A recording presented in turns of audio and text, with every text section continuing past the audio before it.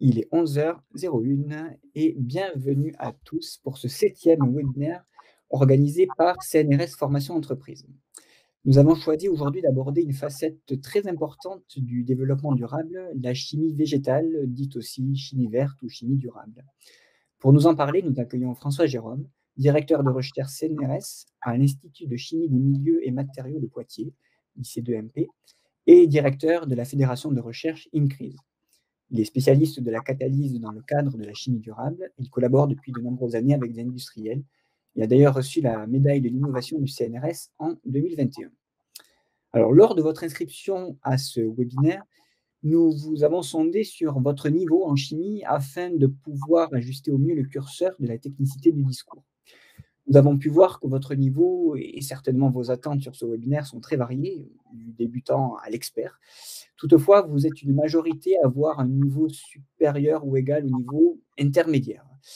Donc, de ce fait, François Jérôme débutera par un panorama du sujet, accessible à tous, mais embrayera rapidement sur un approfondissement poussé. Mais je vous invite tout de même, quel que soit votre niveau, à assister à l'intégralité de la présentation, car à la séance de questions-réponses, vous pourrez certainement avoir des réponses à vos questions et vos attentes. Alors, quelques mots rapides concernant le cadre dans lequel ce webinaire est organisé. Donc, au sein de la direction des relations avec les entreprises du CNRS, le département des services aux entreprises propose deux services à destination du monde socio-économique. CNRS Formation Entreprise, l'organisme de formation continue, et le service Trouver un expert qui permet de mettre les entreprises en relation avec des laboratoires de recherche. Ce webinaire est organisé dans le cadre des missions et des activités de CNRS Formation Entreprise, dont la mission est de transférer les savoirs et les savoir-faire des laboratoires du CNRS et de ses partenaires par des actions de formation professionnelle à destination des secteurs publics et privés. Ce sont des stages de formation habituellement organisés en présentiel, quelquefois en distanciel, avec la plupart du temps des travaux pratiques au sein des laboratoires de recherche et parfois au sein des entreprises pour les formations sur mesure. Ce sont des stages courts, entre 2 et 5 jours, en petits groupes, avec des travaux pratiques, des études de cas qui sont dispensés par les personnels des laboratoires de recherche.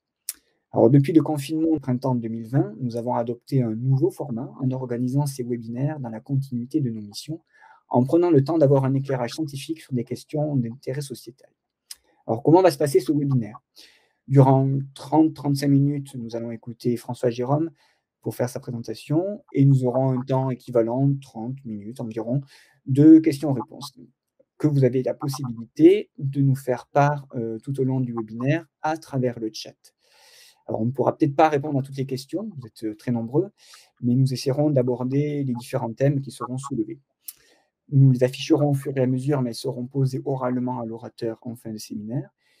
Si vous avez une question durant la présentation sur une slide précise, merci d'indiquer le numéro de la slide.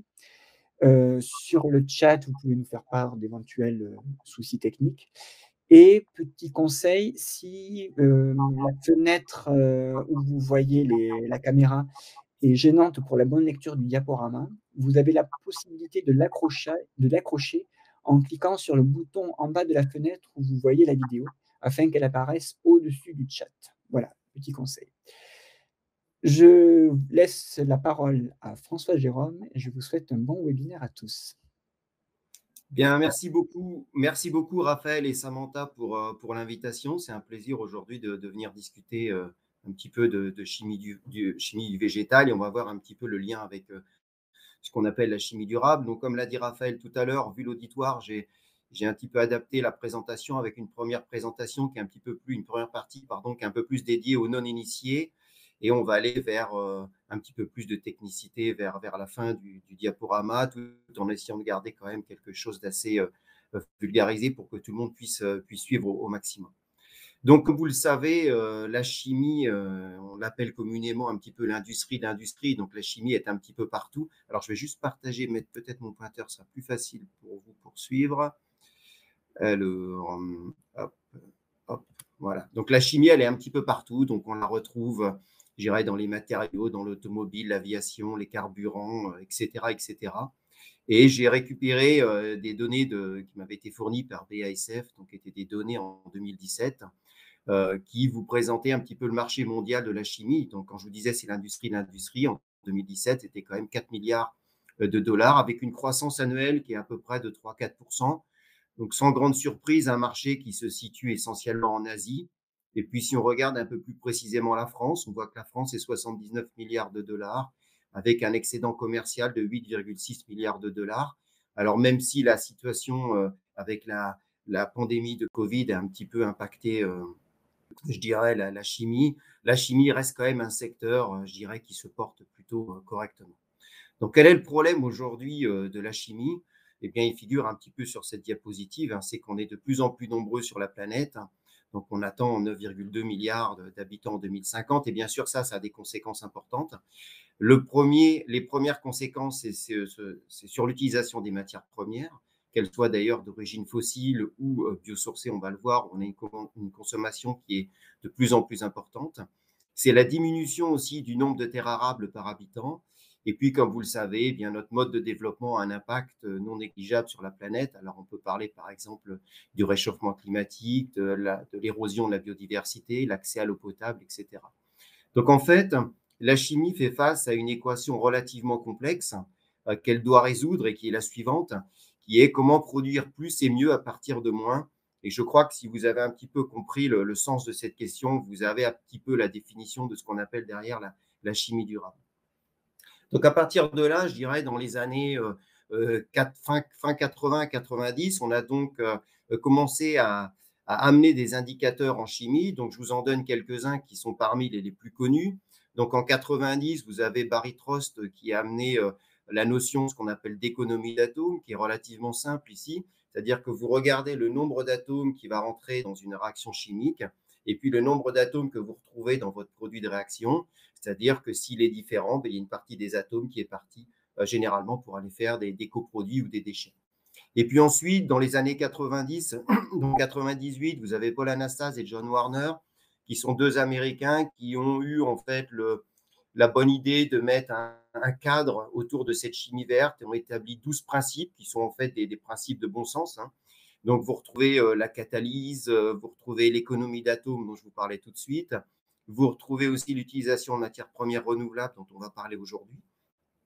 Et puis, dans les années 2000, c'est Sheldon, donc le premier Européen a amené donc un facteur ici, un indicateur qui est le facteur environnemental, qui est lié à l'économie d'atomes. En fait, lui, il fait le ratio entre la masse de déchets et la masse de produits. Et parfois, c'est assez intéressant de le faire parce qu'on a des petites surprises. Alors, quand on regarde ces indicateurs, en fait, ils sont essentiellement dédiés à la réaction chimique.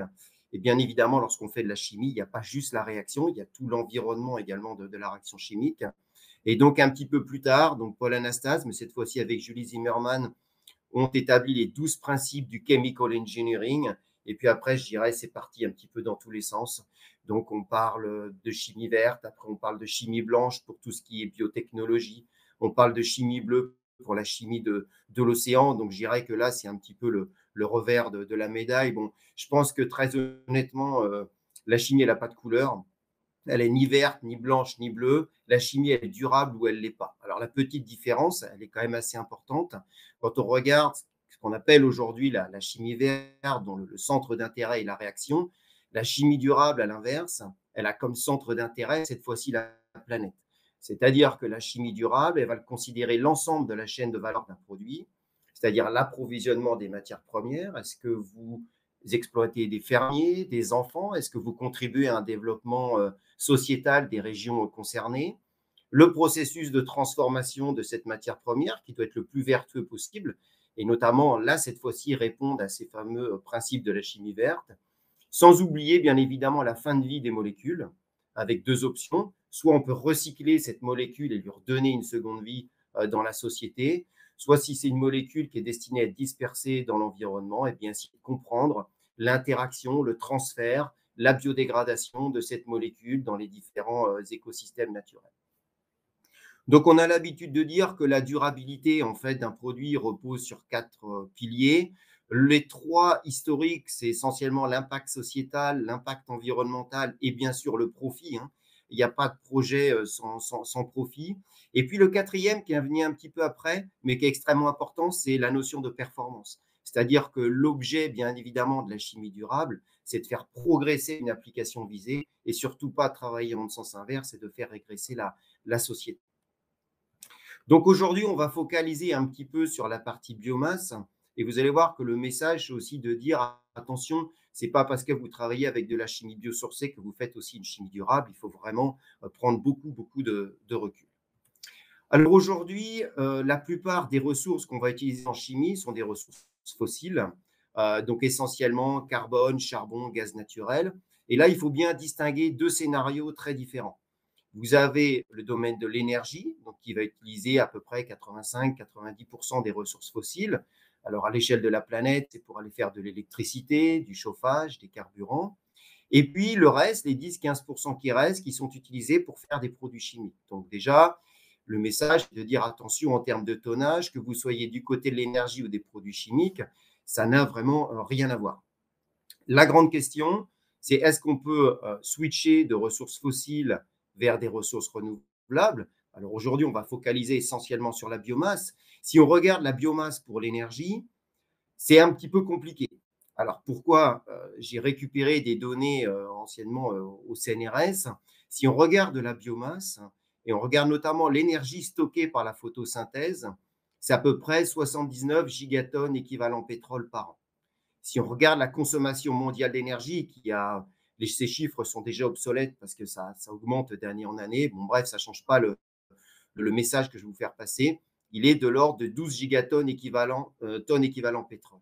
Et puis, si on regarde ce que l'on utilise en alimentation, eh bien, c'est 2 gigatonnes équivalent pétrole. C'est-à-dire que si on fait un calcul très simple, très approximatif, 12 plus 2, ça fait 14. On voit qu'en théorie, je dis bien en théorie, il y a assez de biomasse eh bien, pour produire à la fois de l'énergie et des produits chimiques.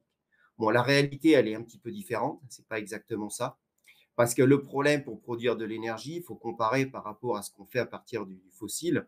En fait, la nature, elle a, si vous voulez, stocké les ressources de carbone fossile à des endroits bien précis. Et donc, on vient extraire ce carbone fossile à un endroit qui est très localisé. Et puis, on vient produire les hydrocarbures ou les différents produits dont on a besoin pour le développement de notre société. Lorsqu'on compare une raffinerie à une bioraffinerie, cette fois-ci, on va non plus exploiter du carbone fossile, mais des végétaux, par exemple. Eh bien, le gros problème, c'est que cette biomasse, elle est dispersée sous tout le globe. Et donc, il va falloir transporter cette biomasse jusqu'aux bioraffineries. Et là, le transport de la biomasse eh bien, est relativement onéreux, puisqu'on estime à peu près, hein, ça ce sont des chiffres qui avaient été estimés, à 10 centimes d'euros par kilogramme par kilomètre parcouru. Ça veut dire quoi? Ça veut dire qu'évidemment, si vous transportez des millions et des millions de tonnes, vous allez voir qu'à un moment, le coût du transport va être prohibitif par rapport au prix de l'énergie. Et donc, ce qui fait qu'une bioraffinerie, généralement, elle va ratisser dans un rayon de 50-80 km autour de la bioraffinerie. Ça veut dire que si on regarde une application énergie, la biomasse sera un des acteurs, probablement, mais ne sera pas l'acteur majoritaire. Il va probablement être utilisé pour des applications plus locales, plus, je dirais, de plus faible tonnage. Et je pense que dans le domaine de l'énergie, hein, qui est un système quand même très dynamique, je pense que ça va être l'association de différentes technologies. On parle aujourd'hui de l'hydrogène, on peut parler aussi de l'éolien, du solaire, etc. Bon, la biomasse sera un des acteurs. Par contre, pour la synthèse de produits chimiques, là, la biomasse, elle est extrêmement intéressante parce qu'on est dans des tonnages qui vont être beaucoup plus faibles. Alors, si on regarde la biomasse terrestre, je ne vais pas parler des algues aujourd'hui, on voit qu'elle est composée à 5% d'huile végétale, plus d'autres composés, il y a des protéines, etc. Et puis, les 95% qui restent, c'est ce qu'on appelle de la biomasse lignocellulosique, dont je vais dire quelques mots dans quelques instants.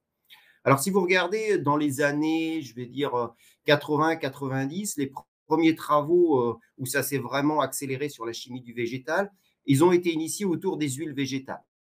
Alors, la raison est simple. Si vous regardez la structure des huiles végétales, vous retrouvez ici des chaînes hydrocarbonées, c'est-à-dire que vous retrouvez des similitudes avec les molécules que vous allez retrouver dans les ressources fossiles. Ça veut dire que finalement, on peut utiliser ces huiles végétales sans grand changement majeur de technologie. Et donc, ça, c'était un intérêt. Finalement, bien qu'elles représentent que 5% de la biomasse terrestre, eh bien, la plupart des publications, des brevets dans les années 90-2000 étaient orientés vers l'utilisation des huiles végétales. Alors, le problème qu'on a aujourd'hui, c'est un des problèmes qu'on rencontre, c'est l'acceptabilité auprès du grand public, puisqu'en fait, utiliser des huiles qui peuvent être destination alimentaire pour faire de la chimie en considérant qu'il y a une partie de la planète qui malheureusement meurt de faim, ça pose problème. Même si ce débat, il faut quand même le replacer dans son contexte, puisqu'en fait, pour certaines applications en chimie, vous pouvez utiliser des huiles végétales sans qu'il y ait vraiment, je dirais, de compétition avec l'alimentaire. Mais bon, c'est quelque chose auprès du grand public qui est effectivement extrêmement délicat à discuter. Donc en fait, l'autre partie qui est extrêmement intéressante, c'est ce qu'il reste, c'est ce qu'on appelle donc cette biomasse lignocellulosique. Et c'est quoi cette biomasse lignocellulosique? Eh bien, ce sont majoritairement des déchets, donc ils ne vont pas rentrer en compétition directe avec l'alimentation humaine.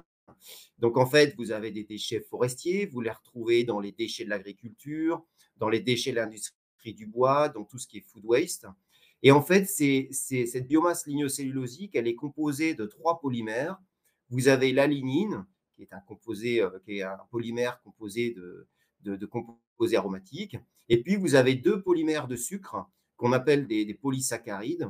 Donc, l'hémicellulose, qui est composée de glucose et de xylose, et la cellulose, qui est composée de glucose. Donc, en fait, lorsqu'un chimiste il va regarder un déchet, qui peut être de la paille, par exemple, en fait, il voit à peu près 75% de sucre. Alors, bien évidemment, quand vous regardez la structure de ces molécules-là, on est très, très loin des structures que vous pouvez retrouver dans le carbone fossile. On a des structures d'un point de vue moléculaire qui sont beaucoup plus complexes.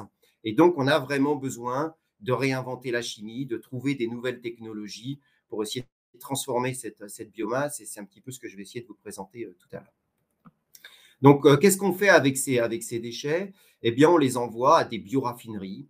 Donc, dans ces bioraffineries, qu'est-ce qu'on va faire? On va faire un pré-traitement qui va avoir pour but de fragiliser un petit peu cette biomasse. Et puis ensuite, on va faire un fractionnement qui va avoir pour objectif de séparer les 3 polymères dont je vous présentais tout à l'heure. Donc, généralement, les hémicelluloses, elles sont hydrolysées pour former un jus sucré à partir duquel on peut refaire des produits chimiques ou voire de l'énergie. La lignine, malgré des travaux assez récents, on a encore du mal aujourd'hui un petit peu à trouver des débouchés sur la lignine. Donc, généralement, dans une bioraffinerie, la lignine, elle est brûlée pour produire de l'énergie à la bioraffinerie. Et puis, de l'autre côté, vous avez la cellulose, donc qui part soit vers soit vers le papier, soit vers les textiles, ou alors qui peut être dépolymérisé pour former du glucose et ensuite accéder à des produits chimiques. Donc, en fait, sur cette diapositive, vous avez ni plus ni moins en fait, que pratiquement le système de fonctionnement d'une papeterie. Les papeteries que l'on a sont d'excellentes bioraffineries. Alors, je vous disais tout à l'heure, les sucres représentent 75% de la biomasse. Donc, pour un chimiste, c'est intéressant. Je ne vais pas commenter en détail cette diapositive parce que ce n'est pas forcément très intéressant. Le message ici derrière, c'est qu'à partir des différents sucres qu'on peut retrouver dans la biomasse, eh bien aujourd'hui, on est capable de refaire une multitude de composés chimiques et puis d'autres composés en cascade. Par contre, si vous regardez le nombre d'exemples qui vont arriver à l'échelle industrielle, donc on va s'intéresser ici à cette colonne, eh bien on voit que le nombre d'exemples est relativement limité. On va retrouver par les voies fermentaires, ici en vert, vous avez l'éthanol, l'acide acétique que l'on connaît bien, et en jaune ici, ce sont les voies plus par voie chimique, donc le xylitol, le sorbitol, le furfural, etc. Alors pourquoi c'est extrêmement difficile aujourd'hui d'aller atteindre l'échelle commerciale? C'est qu'aujourd'hui, on n'a pas encore beaucoup de recul sur ces molécules-là. On est capable d'avoir des rendements et des sélectivités de réaction qui vont dépasser les 90-95%. Donc ça, c'est bien. Mais par contre, pour obtenir ces rendements et ces sélectivités, eh bien, généralement, on va travailler en système assez dilué. C'est-à-dire que quand je dis dilué, on va travailler avec des teneurs en sucre dans l'eau qui vont être aller aux alentours de 5% en poids, voire moins. Alors, pourquoi on fait ça? C'est tout simple, c'est qu'en fait, lorsqu'on est un petit peu en milieu trop concentré, vous avez des réactions où les sucres reviennent se recombiner entre eux pour former ce qu'on appelle vulgairement des goudrons, des choses comme ça, qui vont venir se déposer sur les catalyseurs et qui vont empoisonner les catalyseurs. Et donc, le revers de la médaille, c'est donc on va travailler en milieu dilué pour éviter la recombinaison de ces sucres entre eux. Mais du coup, lorsqu'on regarde la production productivité des réacteurs, c'est-à-dire la masse de produits que vous allez former par mètre cube de solution et par heure, eh bien, on est malheureusement très, très loin des spécifications industrielles, de ce que peuvent attendre les industriels. Donc, du coup, en fait, un des grands challenges dans le domaine de la chimie biosourcée, c'est aujourd'hui d'être capable de convertir sélectivement, hein, j'insiste toujours sur ce mot, mais des jus plus concentrés en sucre. Et quand je dis plus concentrés, bah, c'est de l'ordre de 15 à 20 en poids de sucre. Alors, pour faire une molécule à partir de biomasse, vous avez deux grandes voies aujourd'hui.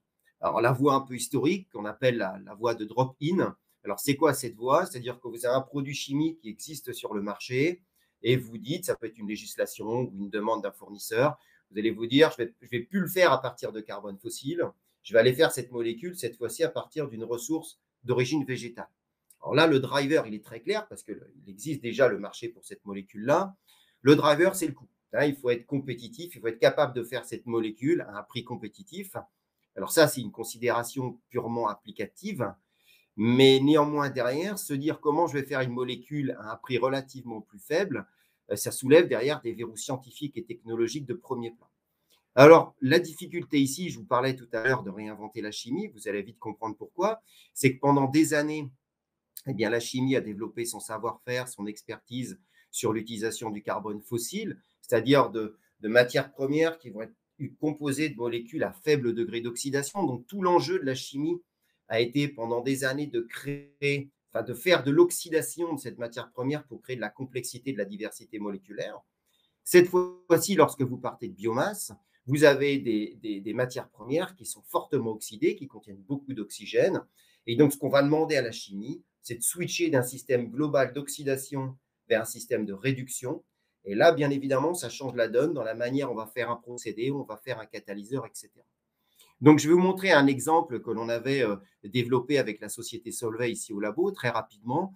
Donc, l'exemple, c'est cette méthaxylylène-diamine qu'on appelle MXD, qui est une molécule que vous connaissez sans le savoir. En fait, elle est utilisée pour faire un polymère qui s'appelle le Calix et qui est utilisé dans tout ce qui est téléphonie, ordinateur portable, donc une application essentiellement en microélectronique.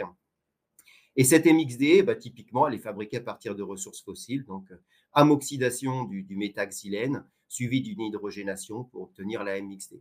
Bon, on sait que dans ce secteur-là, on a une épée de Damoclès au-dessus de nos têtes et de plus en plus, je dirais, les fournisseurs de téléphonie, etc., demandent, ou on s'attend même à ce qu'il y ait une législation qui tombe, à ce que, si vous voulez, que cette molécule-là ne soit plus fabriquée à partir de ressources fossiles, mais à partir de ressources d'origine renouvelable. Donc, avec Solvay, on avait développé un procédé, une voie d'accès, on va dire, à cette MXD directement à partir de résidus agricoles, où on peut récupérer le furfural, qui est cette molécule qui est produite aujourd'hui industriellement à peu près à l'échelle de 300 000 tonnes an, avec un coût qui fluctue entre 1 et 3 euros du kilo. Je crois qu'il est aux alentours de 2,50 € en ce moment. Et donc, on avait développé une voie où on faisait une réaction d'Il-Salder avec de l'acrylonitrile pour obtenir cette molécule suivie d'une aromatisation et une hydrogénation. Alors, tout l'enjeu d'un point de vue scientifique était vraiment sur cette étape-là pour contrôler, bien sûr, faire uniquement l'ortho, puisqu'on ne voulait surtout pas faire le méta. Mais ce qui est très intéressant lorsque vous regardez ce procédé, c'est qu'en fait, vous avez un procédé où le seul coproduit, c'est de l'eau, ici. Et encore, je ne peux pas rentrer dans les détails, mais cette eau, elle peut avoir une autre utilité dans le procédé. Ce qui fait qu'ici, ça vous montre eh bien, qu'on peut, pour une même molécule qui est sur le marché, eh bien, switcher d'une ressource fossile vers une ressource renouvelable. Alors, ça ne veut pas dire que cette voie, elle est économiquement compétitive aujourd'hui, hein. Il y a encore beaucoup de travail à faire là-dessus. Mais néanmoins, ça montre qu'à partir de biomasse, on peut refaire des molécules aujourd'hui qui sont d'intérêt et qui sont aujourd'hui fabriquées à partir de ressources fossiles. La deuxième méthode, qui à mon avis, à titre personnel, est probablement la plus judicieuse, la plus astucieuse, c'est plutôt que de casser la biomasse, c'est plutôt de tirer profit de la fonctionnalité chimique qui est présente dans la biomasse pour essayer d'amener des nouvelles propriétés, éventuellement des nouvelles applications. Donc là, l'idée, le driver, c'est plus vraiment le coût dans ce cas-là, c'est vraiment, vous allez venir progresser une application. Alors, l'exemple que j'aime bien citer, c'est la chimie des polysaccharides. Les polysaccharides sont quoi? Ce sont des polymères de sucre qui sont présents dans la nature. Et la nature fait les choses, fait des polymères extrêmement sophistiqués. Et on peut avoir des polysaccharides qui vont avoir des propriétés physico-chimiques qu'il est extrêmement difficile d'obtenir à partir de ressources fossiles. Et donc là, vous vous démarquez, vous pouvez amener des propriétés qu'on n'arrive pas à voir. Et aujourd'hui, les polysaccharides, vous en retrouvez de plus en plus. Alors, ils sont utilisés pour des propriétés émollientes, épaississantes, adhésives, épulsionnantes, etc., etc. Et souvent, alors attention avec ce terme, je dis bien souvent, mais c'est pas une, comment dire, un critère et c'est pas toujours le cas. Mais c'est vrai que souvent, on a des molécules qui sont biodégradables, d'accord, avec les polysaccharides. Donc ça, c'est intéressant. Par contre, j'insiste, hein, une molécule biosourcée n'est pas forcément une molécule biodégradable. C'est un message qu'il faut absolument intégrer. Et de même qu'une molécule biosourcée n'est pas forcément une molécule durable. Et il est nécessaire de faire une analyse de cycle de vie complète, comme je disais tout à l'heure, de la matière première au transport, à la production, la transformation, la distribution sur le marché, la fin de vie, etc., etc. Et on va voir un exemple tout à l'heure qui va illustrer ça. Alors, quelques chiffres sur la chimie biosourcée. Donc, je me suis inspiré de données qui ont été fournies par l'association Chimie du végétal et que j'ai croisées avec d'autres données du ministère. Aujourd'hui, on a à peu près 11% de matières premières qui sont utilisées dans l'industrie qui sont d'origine végétale. Donc, en France, la chimie biosourcée, c'est un marché en croissance avec une croissance à peu près de 5% par an. Et on estime qu'en 2035, eh bien, ce sera un marché avec un taux de croissance de 15%. Aujourd'hui, c'est majoritairement la chimie de spécialité qui est très friand de molécules biosourcées. Pourquoi? Parce qu'aujourd'hui, on a encore peu de recul au niveau recherche sur cette chimie biosourcée. Donc, ça reste une chimie relativement onéreuse. Et donc, c'est pour ça, en fait, c'est sur ces secteurs-là où on a un peu plus de marge, où en fait, on peut permettre d'incorporer un petit peu plus de biosourcés. Donc, vous avez 5 principaux marchés qui sont utilisateurs ou drivers pour la chimie biosourcée. C'est la construction, l'automobile, les cosmétiques, la détergence et l'emballage. Il y a d'autres secteurs, mais c'est vraiment ces 5 secteurs principaux. Et en France, vous l'avez peut-être entendu parler, donc en 2022, donc il y a un plan de relance justement pour relancer un petit peu tout ce qui est bioéconomie, chimie biosourcée en France, avec un plan de relance qui est doté de 420 millions d'euros, donc 350 millions pour l'industrialisation et 70 millions donc vers la recherche amont. Alors, au niveau de la recherche amont, quelles sont les attentes en termes d'innovation? Eh bien, il y a 4 grands domaines sur lesquels on cherche à progresser. Le premier, c'est la compréhension de la structure des biomasses et des déchets à transformer. Alors, il faut savoir que la biomasse, suivant son origine botanique, elle ne va pas avoir tout à fait les mêmes structures et donc elle ne va pas forcément être utilisée pour fabriquer le même type de produit. Donc, en fait, il faut vraiment comprendre un petit peu comment cette biomasse s'est formée, comment est-ce qu'elle est structurée, pour essayer de corréler entre la structure de la biomasse et éventuellement les propriétés et les produits chimiques qu'on va pouvoir en faire. Deuxième partie dont je n'ai pas parlé beaucoup, je ne vais pas beaucoup en parler, c'est bien sûr tout ce qui est biotechnologie. Aujourd'hui, c'est le grand boom des biotech avec des demandes très fortes en termes de recherche sur la compréhension et la maîtrise des systèmes biologiques. Vous avez une demande d'innovation très forte également vers la recherche de nouveaux procédés d'activation et de transformation de cette biomasse. Donc là, je vais vous en montrer quelques exemples tout à l'heure. Et puis également vers des nouveaux outils et méthodologies. Donc on parle d'intelligence artificielle, de machine learning, de modeling, etc., etc. Donc là, je vais passer dans une partie un petit peu plus technique, mais je vais quand même essayer de garder un discours assez vulgarisé pour que tout le monde puisse suivre. C'est finalement essayer de vous montrer, à partir de cette biomasse, quelles sont les technologies que l'on peut développer pour accéder aujourd'hui à des produits qui sont extrêmement difficiles de faire par les voies traditionnelles de la chimie. Donc, le premier exemple que je vais prendre, eh bien, c'est le glucose, parce que le glucose est probablement le sucre le plus abondant aujourd'hui au niveau végétal. Et en fait, on sait aujourd'hui, à partir du glucose, faire l'oxydation du glucose pour obtenir cette molécule bleue qu'on appelle l'acide gluconique. Donc, en fait, vous ouvrez le glucose et vous allez vers l'acide gluconique. Ce qu'on ne sait pas faire, ou très difficilement, c'est d'oxyder en position 6, c'est faire cette molécule rouge, qui est l'acide glucuronique. Et cet acide glucuronique, il est intéressant parce que c'est une molécule de base pour faire des analogues d'acide hyaluronique, qui sont des polymères à très haute valeur ajoutée, qui sont utilisés, vous avez peut-être vu dans les publicités à la télé, pour tout ce qui est crème anti-rides, anti-âge. Donc, en fait, les deux grandes questions qu'on va avoir dans ce domaine-là, c'est finalement quelle technologie on va pouvoir développer non pas pour aller vers cette molécule bleue qui est l'acide gluconique, mais switcher la sélectivité et aller vers l'acide glucuronique. Et la deuxième question, c'est comment activer ce sucre à basse température, parce que vous savez tous que si on chauffe un petit peu trop un sucre, on va aller plutôt faire du caramel, et on veut absolument éviter ça dans nos réacteurs.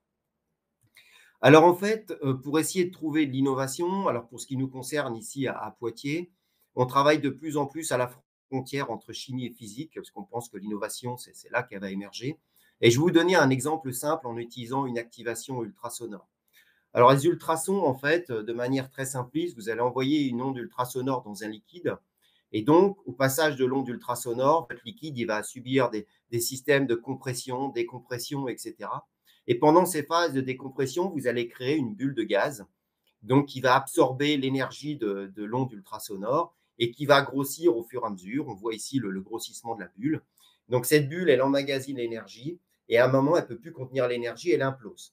Donc lorsqu'elle implose, elle libère toute l'énergie. Vous voyez, c'est matérialisé ici par ce flash de lumière, donc ce dégagement d'énergie qu'on appelle aussi un phénomène de sonoluminescence.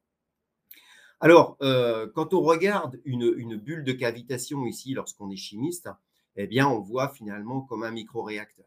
C'est-à-dire qu'à l'intérieur ici de la bulle de cavitation, vous atteignez des conditions extrêmes de pression et de température.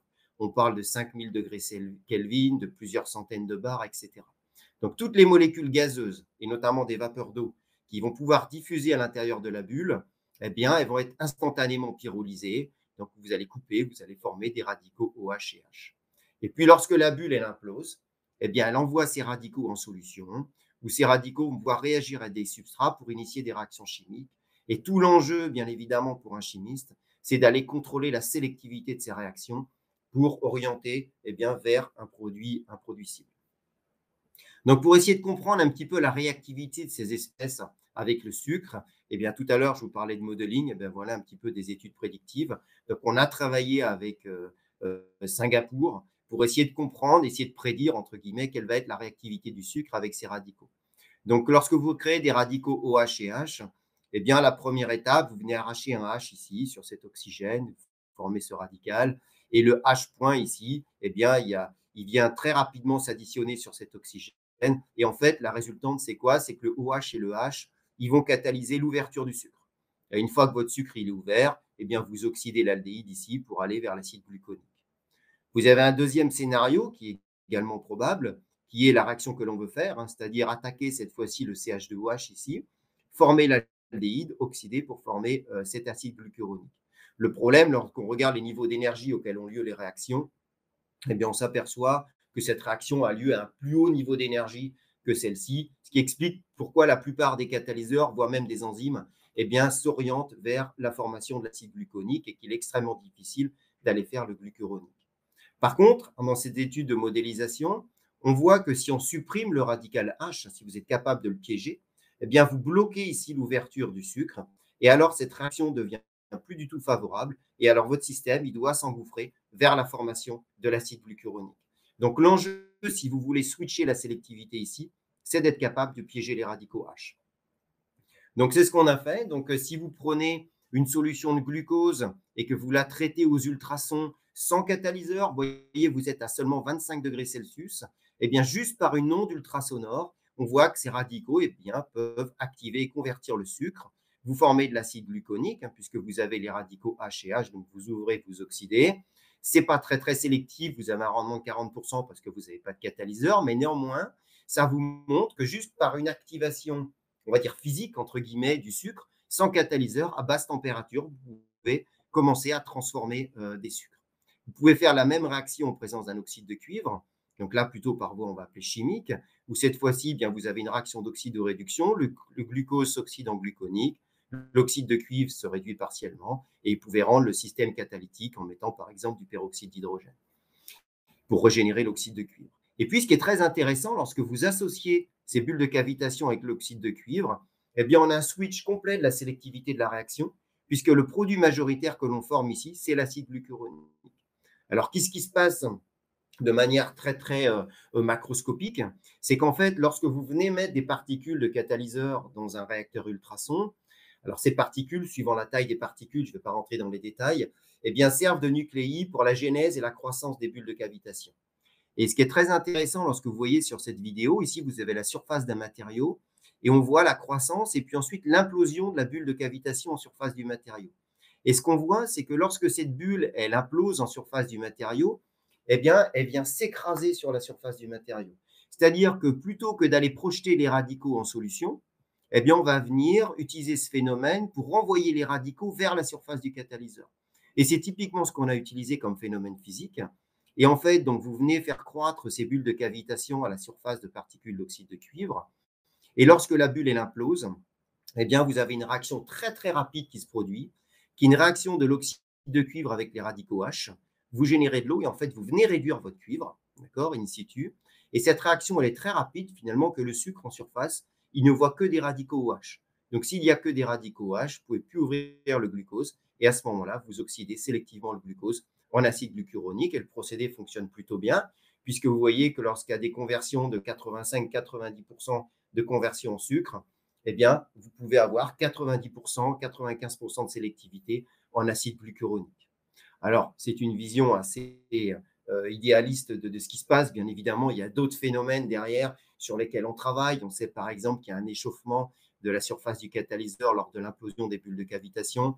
Je ne vais pas rentrer dans les détails, le même que la taille des particules de l'oxyde de cuivre joue un rôle. Mais sur le principe, c'est de vous montrer en fait que lorsqu'on associe une technique plutôt de la physique avec de la chimie, eh bien, on peut faire des choses qui sont extrêmement difficiles de faire par les voies traditionnelles de la chimie. Donc, on a extrapolé ces technologies pour d'autres applications. On avait travaillé avec l'INRAE de Nantes, notamment sur la dépolymérisation de différents types de cellulose, où là, vous n'avez pas de catalyseur, on utilise juste la croissance des bulles de cavitation qu'on vient faire imploser à la surface des fibres de cellulose. Et en fait, suivant la nature de la cellulose que vous avez, vous pouvez avoir une dépolymérisation plus ou moins importante. Dans certains cas, observer jusqu'à la formation de glucose. Et puis, vous pouvez même aller encore plus loin, changer de technologie. Vous quittez les ultrasons pour aller vers le plasma. Alors là encore, pour rester très vulgarisé, en fait, le principe est à peu près le même. La différence, c'est que dans les ultrasons, on est dans l'eau. Et le plasma, vous allez faire un traitement de la poudre. C'est-à-dire que là, vous êtes vraiment à l'état solide. Donc, en fait, le plasma, comme les ultrasons, va générer des radicaux H et OH qui vont commencer à découper les chaînes de cellulose, hein, même principe que sous les ultrasons, sauf que la différence ici, c'est que vous êtes à l'état solide et qu'à un moment, le plasma, en même temps, il sèche la poudre de cellulose et lorsque vous n'avez plus assez d'eau dans votre poudre, eh bien, en fait, le système revient en arrière et repolymérise. Et ce qui est très intéressant dans ces réactions de repolymérisation, c'est qu'en fait, elles ont lieu de manière assez anarchique. Enfin, quand même, ce sont les ramifications en liaison 1,6 qui sont les plus favorisées. Mais ce que je veux dire par là, c'est qu'en fait, vous partez d'une cellulose qui a uniquement des liaisons bêta-1,4 et qui est complètement insoluble dans l'eau, donc qui est difficile à transformer. Et là, juste par un traitement physique, après 10-15 minutes, vous obtenez ce que l'on appelle des glucanes, donc qui sont des polysaccharides ramifiés, où là, cette fois-ci, vous allez avoir une solubilité qui est beaucoup plus importante dans l'eau et donc vous allez pouvoir transformer plus facilement cette biomasse. Le dernier exemple que je voudrais partager très rapidement avec vous, c'est un exemple de partenariat public-privé assez réussi, je dirais, qui a conduit aujourd'hui à la création d'une start-up, donc qui est issue d'une collaboration qu'on avait avec la société ARD sur la synthèse de tensioactifs. Puis Solvay est venu se greffer au projet sur la synthèse de catalyseurs et l'ISM de Bordeaux, qui est cette fois-ci un laboratoire académique, a travaillé sur tout ce qui est analyse de cycle de vie aujourd'hui, donc comme je disais, qui a donné naissance à cette start-up. Donc, le projet, il est parti d'une collaboration que l'on avait avec la société ARD. Donc, ARD travaille notamment sur ce projet, sur la synthèse de tensioactifs, que sont des alkyles glycosides, donc qui sont obtenus par glycosylation de sucre, soit du glucose raffiné, soit du sirop de glucose, donc avec des alcools gras. Alors, l'intérêt de ces molécules, c'est que ce sont des molécules tensioactives, c'est-à-dire qu'elles vont être aujourd'hui essentiellement utilisées en cosmétique et aussi en détergence, parce qu'elles sont stables dans l'eau, elles sont biodégradables et elles sont faiblement toxiques. Bon, le problème, vous voyez, c'est le prix des alkyles glycosides qui tourne autour de 1,50 € du kilo. Alors, pour les non-initiés, ça peut vous paraître relativement peu onéreux, mais il faut savoir que des tensioactifs qu'on va faire à partir de ressources fossiles, elles sont encore moins chères. Donc, en fait, si vous voulez augmenter un peu plus la pénétration de ce genre de molécules sur le marché, vous devez baisser le coût de ces molécules. Et là, vous avez deux options. Soit vous optimisez le procédé, je ne vais pas rentrer dans les détails aujourd'hui parce que je n'ai pas le temps, mais c'est des choses sur lesquelles on avait travaillé. Soit vous allez travailler sur une source moins onéreuse de sucre. Donc, une source moins onéreuse de sucre, eh bien, ce sont des déchets, notamment des déchets de paille. Alors, à l'époque, la paille était un prix assez important. Elle était aux alentours de 100 euros du kilo, mais de la tonne, pardon, donc 10 centimes d'euros du kilo. Donc, vous voyez, quand même, c'est quand même beaucoup moins cher que du sucre raffiné, voire du sirop de glucose. Donc, ARD a développé un procédé où ils éliminent la lignine. Ensuite, ils récupèrent les hémicelluloses à partir desquelles ils font les alkylpentosides. Donc, aujourd'hui, ce sont des molécules qui sont commercialisées. Ils font une partie de leur business là-dessus. Et puis, il reste la cellulose. Et cette cellulose, eh bien, on ne savait pas trop quoi en faire. Et bien évidemment, l'objectif pour nous était de les transformer en alkylglucosides cette fois-ci, de manière à valoriser la plante dans sa globalité. Alors là, ce qui est très intéressant, là, la cellulose, on n'arrive pas à la convertir parce que la nature, elle fait extrêmement bien les choses et elle a fait un polymère quasiment parfait pour aller embêter les chimistes pour faire sa dépolymérisation. Donc, en fait, vous avez des défenses sur la cellulose à l'échelle macromoléculaire. Donc, vous avez un fort réseau de liaisons hydrogènes, des interactions hydrophobes. Mais ce que l'on sait depuis finalement moins longtemps, c'est qu'en fait, les principaux effets sont essentiellement à l'échelle moléculaire. Et si vous regardez la liaison glycosidique, vous avez notamment deux stratagèmes assez intéressants qu'a développé la nature. Le premier, c'est que nous, on va utiliser des catalyseurs acides. C'est-à-dire que votre acide, il va vouloir aller sur un site basique et idéalement, vous allez vouloir protoner cet oxygène pour pouvoir ensuite couper la liaison glycosidique. Malheureusement, tous les oxygènes qui sont autour de cet oxygène anomérique sont plus basiques, donc ce qui fait que dès que votre proton il approche, il est immédiatement piégé, et notamment par ce CH2OH, qui est le site le plus basique, et a une distance idéale d'ailleurs pour aller venir piquer le proton si vous protonez ici.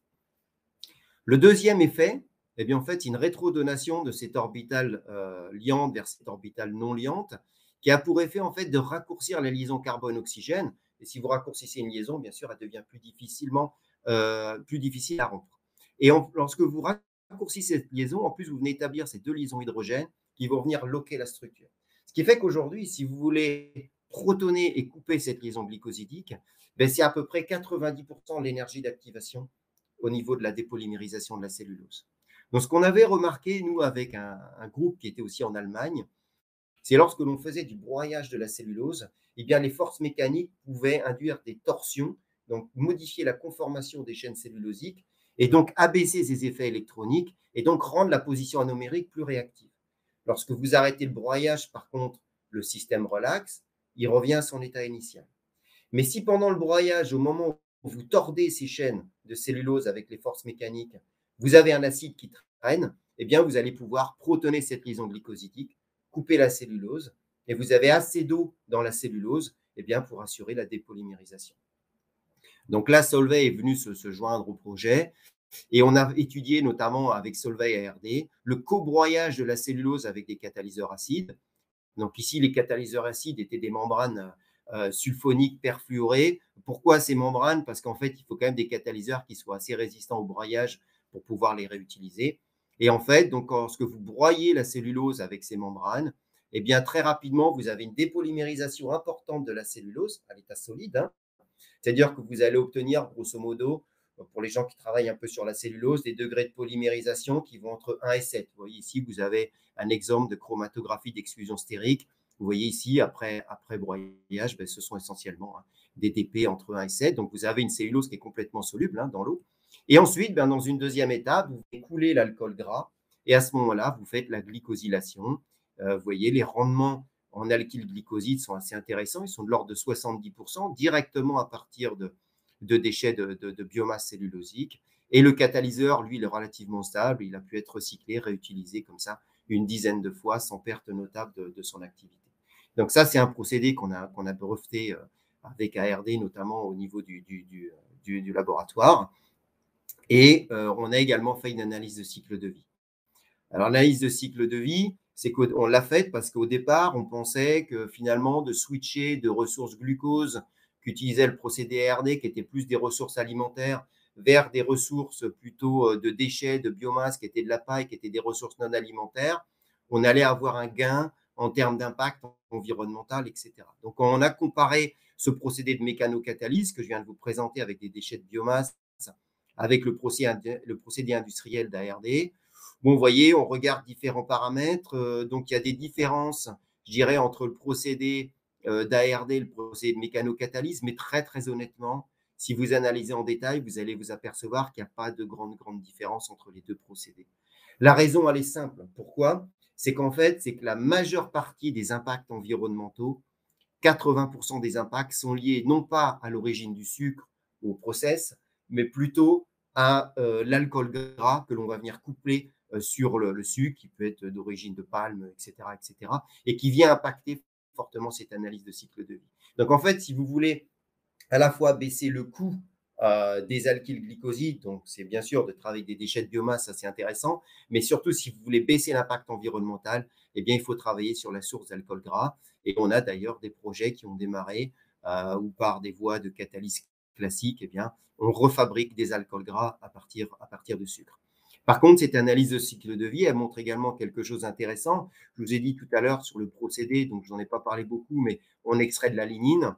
Cette lignine, si vous la brûlez, eh bien, vous récupérez à peu près 98% de l'énergie donc, qui est nécessaire pour la réaction de glycosylation. Donc aujourd'hui, ce projet a fait l'objet de la création d'une start-up qui s'appelle BIOSDEV, donc qui est dirigée par ces deux anciens doctorants du laboratoire et qui produit à l'échelle du kilogramme et bien des sucres. Donc ils utilisent ce savoir-faire, cette technologie de broyage. Donc ils produisent du sucre à partir de différents déchets, des déchets de biomasse, essentiellement pour des applications en alimentaire, en cosmétique et en détergence. Donc, pour vous illustrer un petit peu, aujourd'hui, on a un projet avec eux qui est financé avec le CNRS et le Ghana, où on travaille notamment sur la récupération donc, des cabosses de cacao. On utilise cette technologie-là pour récupérer les sucres. Alors, ces sucres, on les renvoie soit aux chocolatiers qui sont associés avec nous, parce qu'en fait, le glucose est utilisé pour modifier un petit peu la brillance des nappages au chocolat, ou alors réutiliser ces sucres tout simplement pour refaire des produits chimiques, comme je disais tout à l'heure, essentiellement à destination de la cosmétique et de la détergence. Alors, en conclusion, pour vous résumer un petit peu cette présentation, je dirais que les deux verrous principaux aujourd'hui en termes de recherche sur la partie biomasse, ça reste et ça restera toujours cette problématique, c'est le contrôle de la sélectivité des réactions avec des molécules, cette fois-ci, qui sont beaucoup plus fonctionnalisées que ce qu'on avait l'habitude de voir à partir de ressources fossiles. Le deuxième enjeu, c'est d'être capable de travailler en milieu beaucoup plus concentré pour augmenter la productivité des réacteurs. Et là, on a vraiment besoin de rechercher des nouvelles technologies pour contrôler à la fois la sélectivité, mais être capable aussi de travailler en milieu plus concentré. Et les technologies comme le broyage, le plasma que j'ai montré tout à l'heure sont assez intéressantes puisqu'elles sont liées directement par voie sèche, c'est-à-dire sans solvant. Donc, vous avez potentiellement des productivités de réacteurs qui peuvent être beaucoup plus importantes. Au niveau de la stratégie, bon, c'est mon opinion personnelle, je pense qu'il vaut mieux tirer profit de la fonctionnalité chimique qui est présente dans la biomasse, comme je disais tout à l'heure, plutôt que de tout casser, pour essayer d'amener des nouvelles propriétés, des nouvelles performances et éventuellement ouvrir de nouveaux marchés. Mais ça demande un partenariat fort entre la partie académique et la partie privée. Et c'est pour ça qu'on a créé ce réseau de recherche que l'on appelle INCRIS, donc qui est une fédération de recherche, comme le disait Raphaël. Donc d'ailleurs qu'on est en train complètement de repenser actuellement. Donc si vous êtes intéressé, surtout n'hésitez pas à m'envoyer un message. Et puis deux messages importants, peut-être plus pour les non-initiés dans la salle. Je le répète, c'est qu'un produit biosourcé n'est en aucun cas un gage de durabilité ou de biodégradabilité ou de non-toxicité, je ne sais quoi. Il est vraiment important de faire l'analyse de cycle de vie complète ou l'analyse environnementale complète pour vraiment pouvoir conclure ça. Et que si vous voulez mettre un produit biosourcé sur le marché, eh bien évidemment, c'est la performance qui va être importante de votre produit. Vous devez faire progresser une application.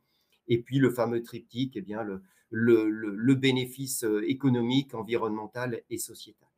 Donc, si vous êtes intéressé pour plus d'informations sur toute cette chimie biosourcée, ce rapprochement avec l'industrie, eh bien, pour ceux qui sont intéressés, on organise un congrès tous les 2 ans à La Rochelle sur cette chimie biosourcée. Il y a plusieurs topics. Donc, la prochaine édition aura lieu du 16 au 20 mai 2022.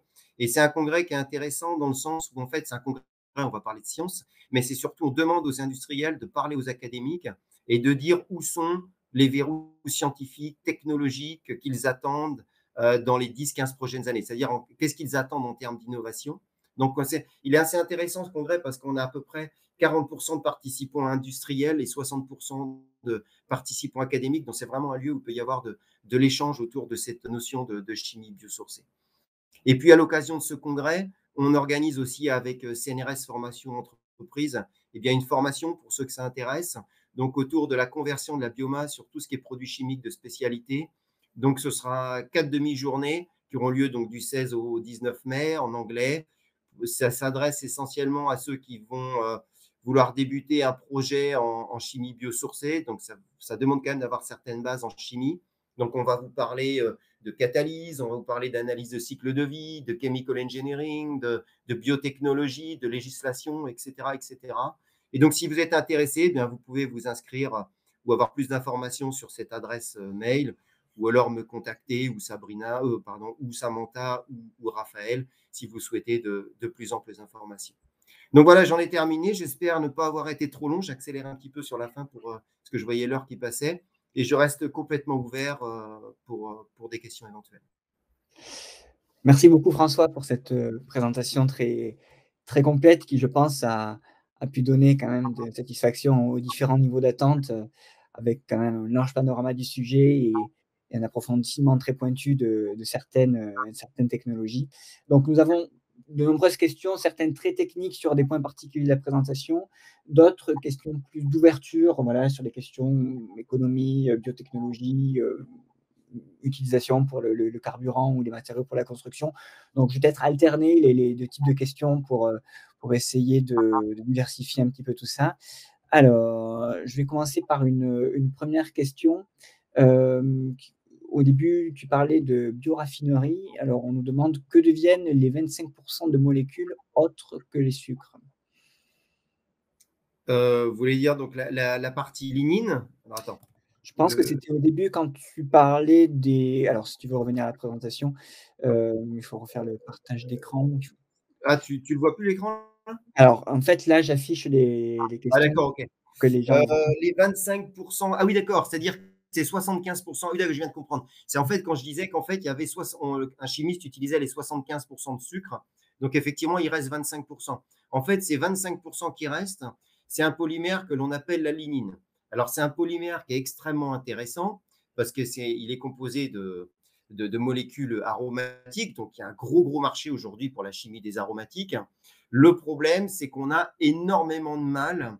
Alors, parce qu'il y a plusieurs types de lignine suivant le type de procédé qu'on va utiliser. Et on a énormément de mal à dépolymériser la lignine pour obtenir des composés aromatiques. L'autre option, c'est de faire, il y a des gens qui font des fibres à partir de ces lignines. Bon, aujourd'hui, même s'il y a des progrès qui sont faits dans le domaine de la lignine, aujourd'hui, ça reste encore une chimie assez exploratoire. Et donc, au jour d'aujourd'hui, cette lignine, donc les 25% qui manquent, on les brûle tout simplement pour produire de l'énergie et fournir de l'énergie aux bioraffineries. Je ne sais pas si je réponds à la question qui était posée, si c'était bien ça les attentes. Oh bon, écoute, on va peut-être, laisser la personne, madame Jury, si elle veut souhaiter, affiner sa question. On va peut-être passer sur, une autre question. Donc, quels sont les débouchés des huiles de pyrolyse de biomasse, produits chimiques ou énergie? Sur les huiles de pyrolyse, alors là, ben, c'est pareil. Après, alors moi, je suis pas un expert des huiles de pyrolyse. Je sais qu'à partir des huiles de pyrolyse, ce qui peut être intéressant, c'est notamment réextraire certains acides, refaire des molécules, je dirais des molécules de base de la chimie. Après, toute approche est intéressante. Enfin, moi, mon avis, si c'est pour refaire des molécules identiques à ce qu'on sait faire à partir du carbone fossile, ça va être compliqué parce qu'il va y avoir un problème de coût. Après, si c'est la possibilité de refaire aujourd'hui des molécules à partir des huiles de pyrolyse qu'on n'est pas capable de refaire à partir de carbone fossile, ou du moins de manière raisonnable à partir de carbone fossile, eh bien là, ça devient intéressant. C'est-à-dire que là, on se démarque. Après, ça dépend vraiment de ce qu'on va faire derrière avec les huiles de pyrolyse, hein. Voilà, donc question, assez ouverte. Une question sur un détail, donc diapo 18, en fait, c'était la diapo 16. Est-ce que, l'acrylonitrile vient de la pétrochimie? Petite précision. Oui, tout à fait. Alors, on m'a déjà posé cette question. Alors, effectivement, alors l'acrylonitrile, il peut, si vous regardez les papiers académiques, on peut faire de l'acrylonitrile à partir de biomasse. Au jour d'aujourd'hui, industriellement, l'acrylonitrile, il est d'origine fossile. Donc, en fait, on couple une molécule biosourcée, effectivement, avec une molécule qui est d'origine pétrosourcée. Après, ce qui est intéressant, c'est pas forcément de, si vous voulez, ce qui va nous intéresser, ça va être la performance au final du produit. Faire une molécule qui va être complètement biosourcée, c'est l'idéal. Mais au jour d'aujourd'hui, on fait un petit peu avec les building blocks, je dirais, qui sont disponibles. Si vous regardez cet exemple typique, bon, la MXD, c'est un coût relativement faible. Je n'ai pas le coût en tête, mais à mon avis, ça ne doit pas passer les 2-3 euros du kilo. Donc, en fait, si vous voulez, il faut vraiment partir déjà de substrats qui soient déjà comment dire, peu onéreux. Donc le furfural est intéressant parce que lui, c'est une molécule biosourcée et c'est une des, je ne vais pas dire une des rares, mais il n'y a pas tant que ça de molécules biosourcées qui soient à des coûts relativement bas comme ça. Et donc effectivement, le choix, c'est de la recoupler avec une molécule ici pétrosourcée qui est l'acrylonitrile, sachant que derrière, on sait qu'il y a de la recherche qui est faite pour accéder à de l'acrylonitrile biosourcée. D'accord. Mais en fait, on m'avait posé la question, notamment, c'était pas là-dessus, c'était sur les tensioactifs, sur la définition de la chimie biosourcée. Si vous prenez un tensioactif, hein, alors après, à débattre, hein, moi, je n'ai pas d'opinion là-dessus, mais on considère qu'un tensioactif, il est biosourcé à partir du moment où vous avez une partie de la molécule qui est d'origine végétale. D'accord. Donc, si vous couplez, je vais dire, un sucre avec un alcool gras qui est fait, ou un acide gras qui est fait, je ne sais pas, à partir de ressources fossiles, eh bien, on appelle ça un tensioactif biosourcé. Mais pour répondre précisément à la question, oui, l'acrylonitrile, ici, il est d'origine fossile, tout à fait. Alors, j'ai 2 questions sur la présentation de la technique à ultrasons. Ouais. Que la cavitation détruit les aubages des pompes. Qu'en est-il ici quant à des attaques potentielles de la surface du réacteur? Oui, alors là, c'est une très très bonne question. Alors, je ne suis pas rentré dans les détails. Vous avez deux types d'ultrasons. Il faut bien considérer, ici, j'ai remis la diapositive, vous avez les ultrasons de basse fréquence. Alors, basse fréquence, on est typiquement, allez, on va dire, souvent autour de 20 kHz. Donc là, généralement, on va générer des grosses bulles de cavitation, mais en quantité peu importante. C'est-à-dire que l'énergie qui est contenue dans chaque bulle est très importante. Et donc, lorsque l'énergie implose, eh bien, vous pouvez faire de l'érosion de taille de particules. Vous pouvez effectivement attaquer les parois d'un réacteur en inox, par exemple. Les ultrasons haute fréquence, là, c'est différent. C'est-à-dire que vous allez, pour la même dose d'énergie envoyée, faire des bulles de cavitation de plus petite taille. Donc, pour vous donner un ordre d'idée, à 500 et quelques kilohertz, vous avez des tailles de l'ordre de 4 microns, alors qu'à basse fréquence, vous êtes plutôt à 170 microns. Et vous allez en faire en quantité beaucoup plus importante. Ce qui fait que l'énergie par bulle est beaucoup plus faible. C'est pour ça que nous, dans notre cas, en fait, on travaille essentiellement à haute fréquence, parce qu'en fait, vous éliminez tous les phénomènes physiques, donc ondes de choc, etc. Vous en avez très peu à haute fréquence, et vous gardez uniquement les phénomènes chimiques, qui sont la formation des radicaux.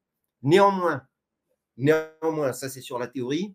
Sur la pratique, on sait de temps en temps que même à haute fréquence, comme ça, nous on l'a fait sur nos réacteurs hein, en inox, on peut voir un peu quand même dans certaines conditions, notamment lorsqu'on va mettre un catalyseur en suspension dans le réacteur, on peut voir un petit peu d'abrasion.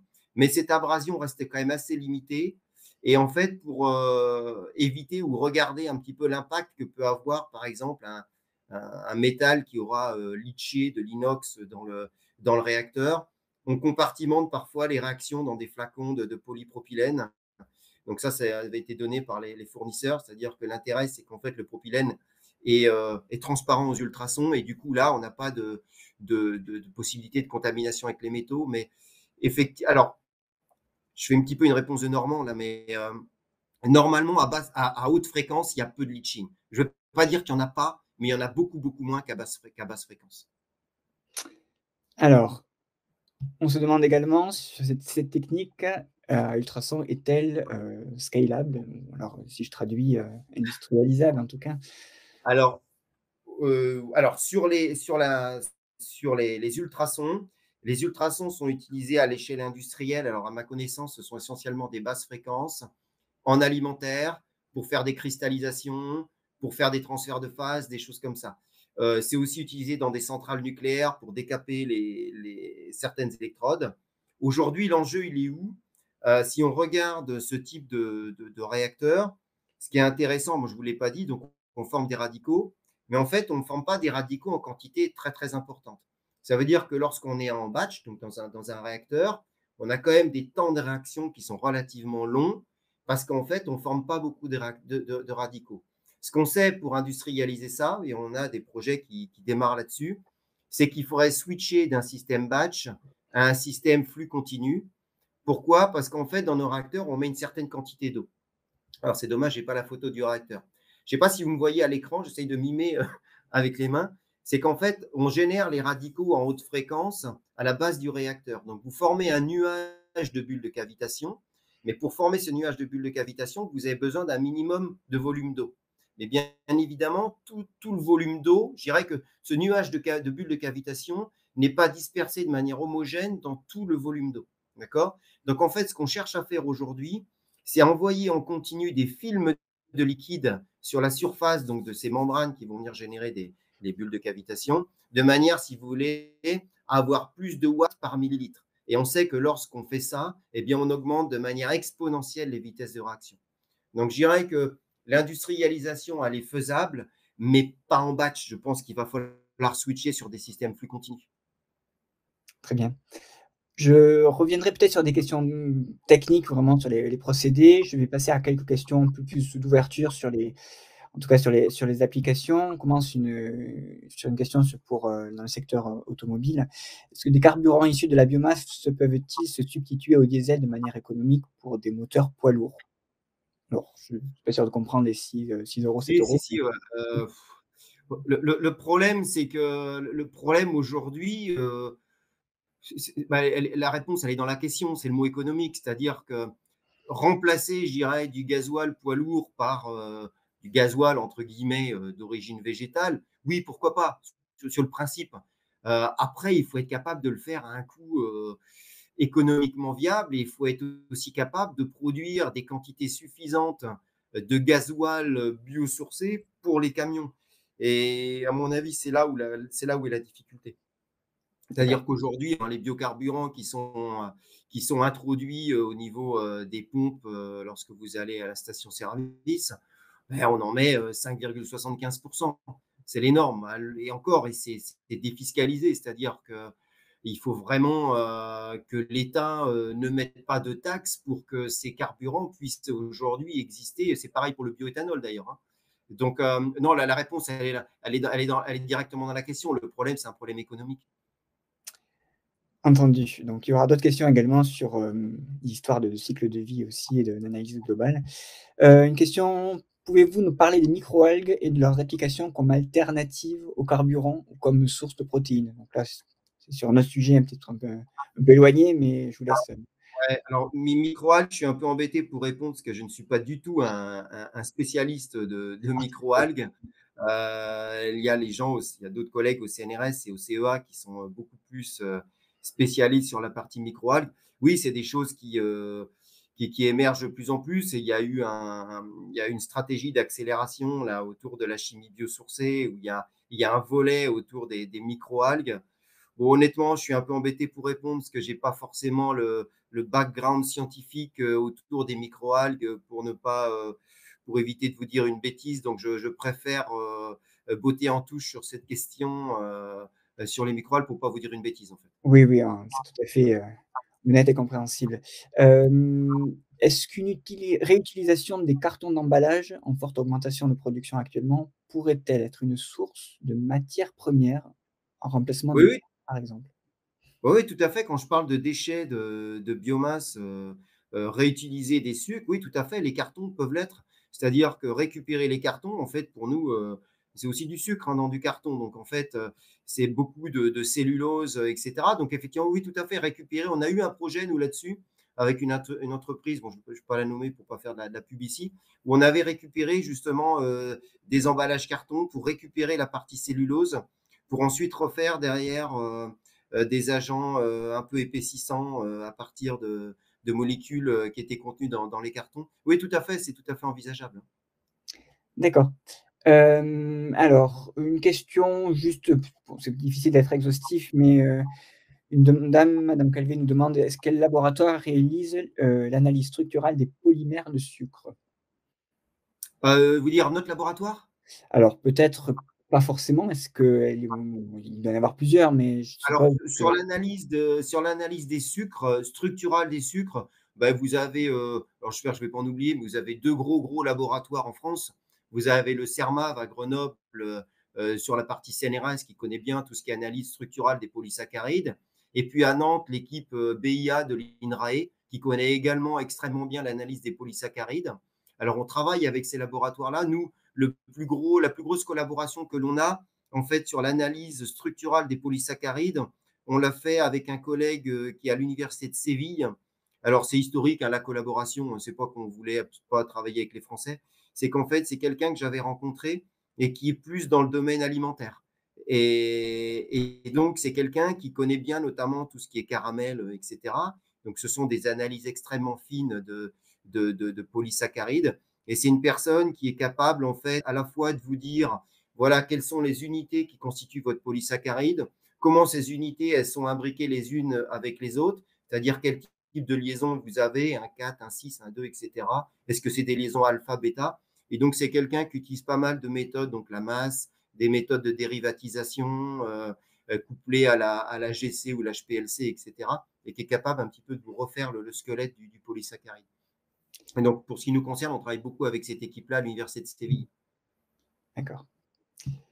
Alors, Juste, je rappelle juste s'il y avait un besoin sur cette techno, ouais, surtout n'hésitez pas à la personne qui a posé la question à m'envoyer un mail et je peux vous mettre en contact avec ces personnes-là. mais c'est bienvenu, merci beaucoup. Alors, une autre question: pour commercialiser ces nouveaux produits issus du biosourcé, il faut pouvoir prouver les quantités de biosourcé. Quelles sont les techniques? Isotopie?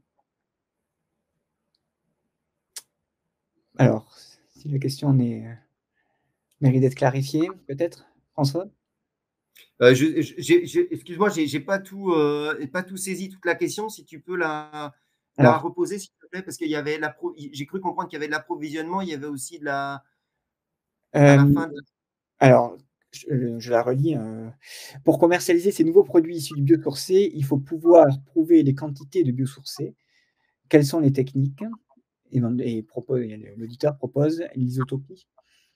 ah oui, d'accord. Oui, c'est la technique au carbone 14, je crois. C'est carbone marqué où en fait on vient retitrer un petit peu la quantité de produits biosourcés que vous avez. Donc typiquement, si on prend une MXD que je vous ai présentée tout à l'heure, on va faire un titrage isotopique et on va pouvoir savoir la quantité réelle de molécules issues de la biomasse et versus issues du fossile. D'accord. Merci beaucoup. Alors, je passe à la question suivante. Excusez-moi, j'ai un petit problème d'écran. Alors peut-être pour revenir, sur des questions un peu plus techniques, même si, on finira peut-être par d'autres questions d'ouverture. En revenant aux ultrasons, pourquoi ultrasons haute fréquence et pas basse fréquence? Testez-vous d'autres procédés technologiques physiques? Alors en fait, c'est ce que j'expliquais tout à l'heure. En fait, le problème des basses fréquences, c'est que c'est quand même assez violent. Donc en fait, comme ça a été mentionné par un auditeur précédent, à basse fréquence, on observe effectivement de l'abrasion des réacteurs. Alors même si maintenant on utilise des réacteurs en verre, mais il y a de l'abrasion. Et surtout, on a aussi de l'abrasion de nos catalyseurs qui sont dans les réacteurs. Donc en fait, on casse aussi nos catalyseurs. Alors les basses fréquences peuvent être extrêmement intéressantes. Nous, on l'avait fait par exemple pour de la cellulose pour faire de l'abrasion de particules de cellulose, donc réduire les tailles de particules de cellulose et vous pouvez obtenir comme ça des espèces de ce qu'on appelle des laies de cellulose, des suspensions donc ce sont des suspensions très fines de toutes petites particules de cellulose. Alors pourquoi les hautes fréquences?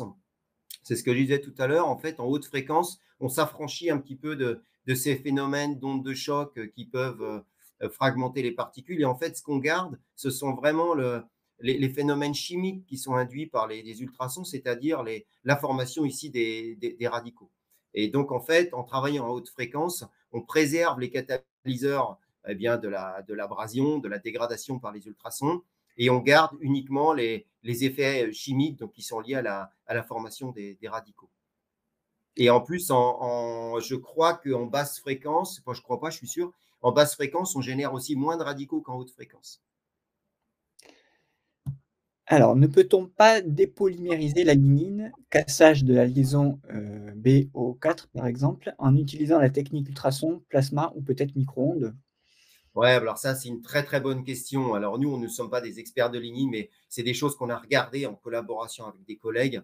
Aujourd'hui, la difficulté, c'est l'analyse. Le problème, vous savez, je pense que la personne le sait, c'est la personne qui a posé la question, c'est que donc c'est un processus radicalaire. C'est-à-dire que lorsqu'on va commencer à dépolymériser la lignine, vous avez la réaction inverse qui se produit et aussi la réaction de repolymérisation. Et en fait, ce qu'on avait, alors on l'avait testé notamment aux ultrasons, mais bon, je pense qu'au plasma, ça va faire la même chose. Aux ultrasons, ce qu'on avait vu, c'est qu'on pouvait commencer à dépolymériser, mais malheureusement, on avait aussi pas mal de repolymérisation. Et je vais m'aller dans certains cas, on s'est même retrouvé avec des lignines qui avaient des poids moléculaires qui étaient plus élevés après traitement ultrason qu'avant. Et donc, ça veut dire que dans ce cas-là, on avait majoritairement induit des réactions de repolymérisation. Alors, on peut favoriser les réactions de dépolymérisation en travaillant avec des teneurs en lignine qui soient relativement faibles, donc avoir un large excès d'eau de manière à favoriser les réactions de dépolymérisation. Mais là, il faut de telles quantités d'eau, si vous voulez, que en fait, ça devient des teneurs extrêmement faibles et ça devient plus vraiment intéressant d'aller utiliser les ultrasons pour dépolymériser la lignine. Alors, je ne dis pas que ce n'est pas possible, hein.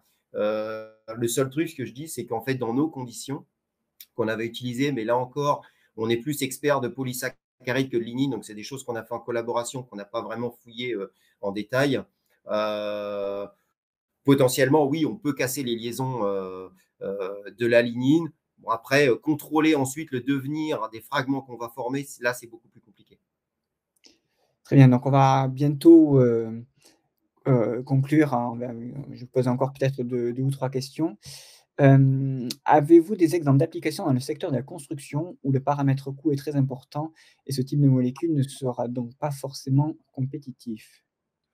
Alors, dans le domaine de la construction, je pense qu'il va y ça c'est tout ce qui va être éventuellement, matériaux isolants avec la cellulose. C'est à ça que je pense en premier. Je pense que c'est ça le principal marché pour pour la construction. Après, oui, alors la 2e partie de la question, c'était le coût, c'est ça?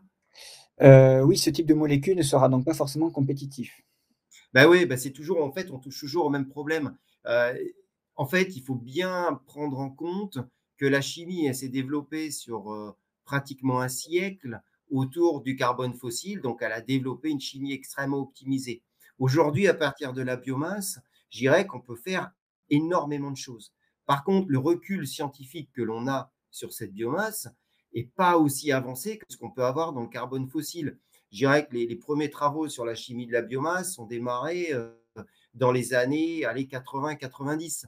Donc en fait, aujourd'hui, potentiellement, oui, on peut faire des matériaux pour la construction qui vont avoir des performances, je ne sais pas si c'est de l'isolation, vers quoi se posait la question cette personne, mais effectivement, le coût est toujours un problématique. C'est-à-dire que je pense qu'il va falloir encore attendre plusieurs années avec plusieurs efforts en termes de recherche amont de manière à avoir des technologies les plus efficientes possibles, à la fois sur le plan environnemental, bien sûr, mais aussi sur le plan économique. Donc, aujourd'hui, on sera toujours confronté à cette problématique, je dirais, quel que soit le secteur d'application. Dans l'automobile, c'est pareil. Les tableaux de bord de voitures, certains sont d'origine biosourcée. Bon, c'est pareil, ce sont des matériaux eh bien, que la personne qui va acheter la voiture paye au final, hein. Ce sont des matériaux qui peuvent être relativement onéreux. Alors Et effectivement, au jour d'aujourd'hui, je parle, hein, au jour mmh, d'aujourd'hui. mmh. Il y a eu plusieurs questions, en lien avec ces questions économiques que j'en sélectionne une, je vous laisse peut-être, synthétiser là-dessus. Donc merci beaucoup pour cette présentation. Vous citez une illustration avec un coût de 1,50 € biosourcé au lieu de 1 € en solution classique. Avec l'envol actuel du prix du pétrole, cette solution biosourcée n'est-elle pas finalement prometteuse?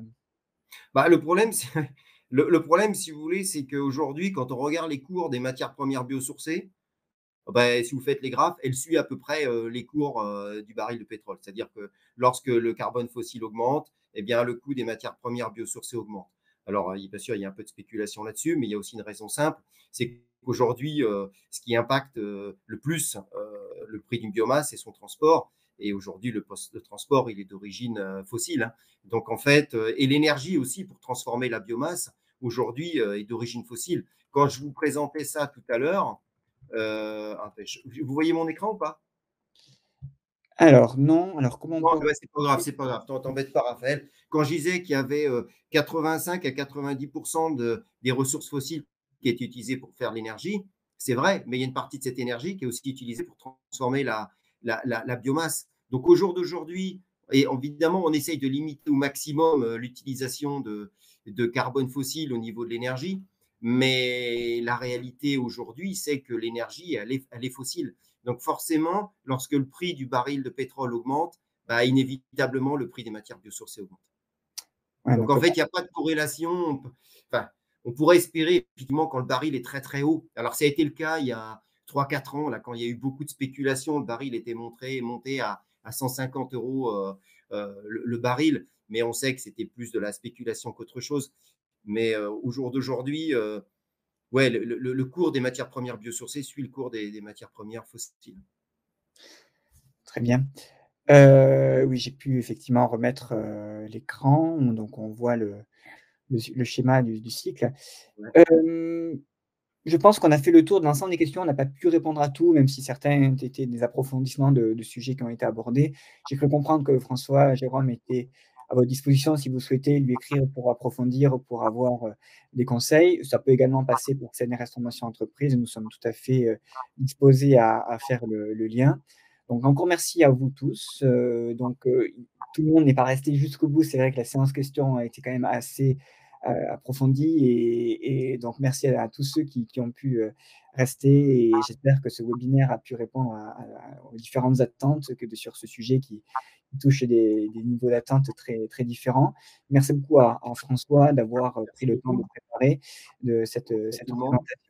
présentation. Merci beaucoup donc aussi à l'équipe. Je me remercie particulièrement Samantha Duquet-Fanti qui est la responsable communication et marketing de CNRS Formation Entreprise qui a animé et préparé tous ces webinaires là depuis le début, avec tout la logistique et la technique, qu'il y a derrière et Samantha qui quitte le CNRS dans quelques semaines. Donc un grand merci encore pour tout ce travail. Merci voilà à tout le monde. Donc il y a de nombreux, commentaires, positifs que j'affiche au fur et à mesure qui montrent quand même le fort intérêt pour ce sujet et la qualité de cette présentation. Donc, que vous êtes nombreux à avoir trouvé ça très intéressant. Donc, pour rappel, vous recevrez le replay, vous recevrez également un mail, vous recevrez un mail avec les liens utiles donc sur, ce qui a été annoncé pendant la formation, pendant le webinaire, à savoir le congrès, sur la green chemistry à La Rochelle en mai, la formation professionnelle que pilote François avec d'autres, professeurs et chercheurs autour de la fédération INCRISE, également vers CNRS Formation Entreprise et trouver un expert. Voilà, donc je laisse François nous dire le mot de la fin. Bah, Et écoutez, oui, merci au CNRS de m'avoir invité. Merci à toutes et à tous d'être venus.